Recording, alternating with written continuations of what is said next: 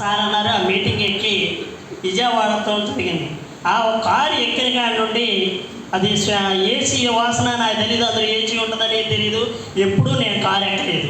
కానీ నా యొక్క చేపల వేసి దులిపిన మీద ఆ వాసనకి ఆ కారు అంతా ఒక వాంతులు అయ్యేటట్టు ఉన్నాయి నాకు.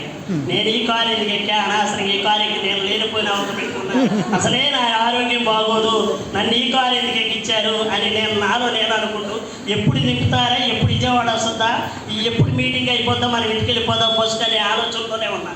ఎందుకంటే నాకు ఆల్రెడీ వాంతి వచ్చేటట్టు ఉంది, నేను ఎప్పుడు ఎక్కలేదు అని.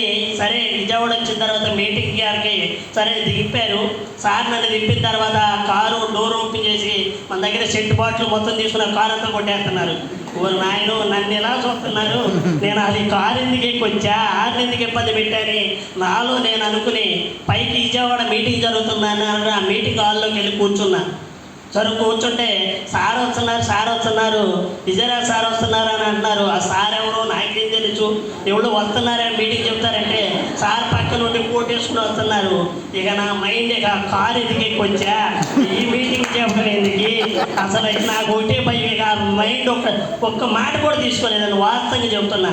ఇక చెప్పింది ఎప్పుడు అయిపోద్దా, మనం చప్పుడుగా వెళ్ళిపోదామా, తర్వాత ఏదన్నా అంటారేమని ఆ దుడుగుతోనే ఉండాలి. కానీ మీటింగ్ అయిపోయిన తర్వాత ఇంటికి వెళ్ళిపోయా.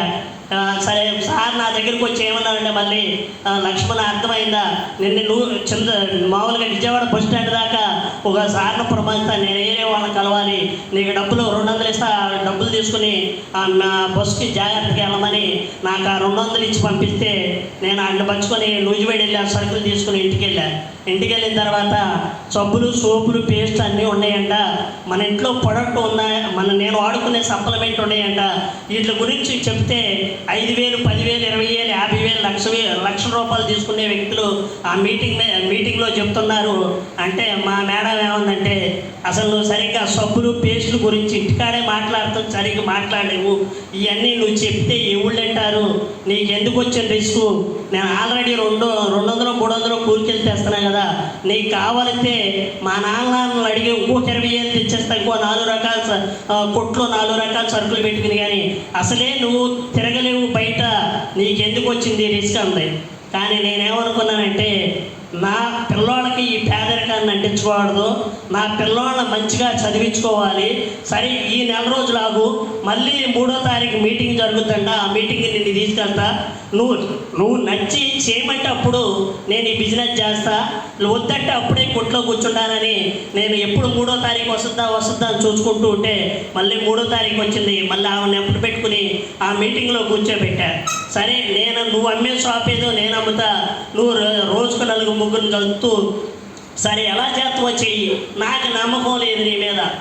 ఈ లక్షలో కార్లు కోట్లు అంటే వాళ్ళు ఏదో సూటు బూట్లు వేసుకున్నారు, వాళ్ళకి వస్తే నీకు ఎందుకు వచ్చిందని ఆమె ఇంటికి వెళ్ళేదాకా ఒకటే వాదన.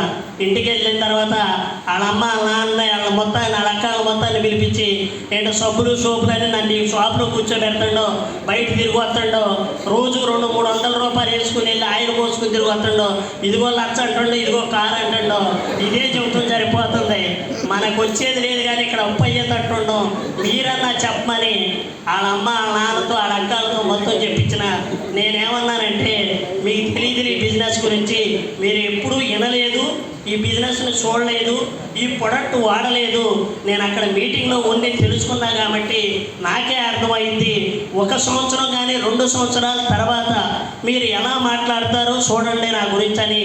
నేను అప్పటి నుండి ఫంక్షన్లు కానీ పెళ్ళిళ్ళు కానీ ఎక్కడ ఏ ఫంక్షన్ ఉన్నా వెళ్ళోడు కాదు. ఎందుకంటే వాళ్ళందరూ నన్ను తిట్టారు కాబట్టి నేను సక్సెస్ అయిన తర్వాతే వాళ్ళ ఫంక్షన్లకు వెళ్ళాలని డిసైడ్ అయిపోయాను.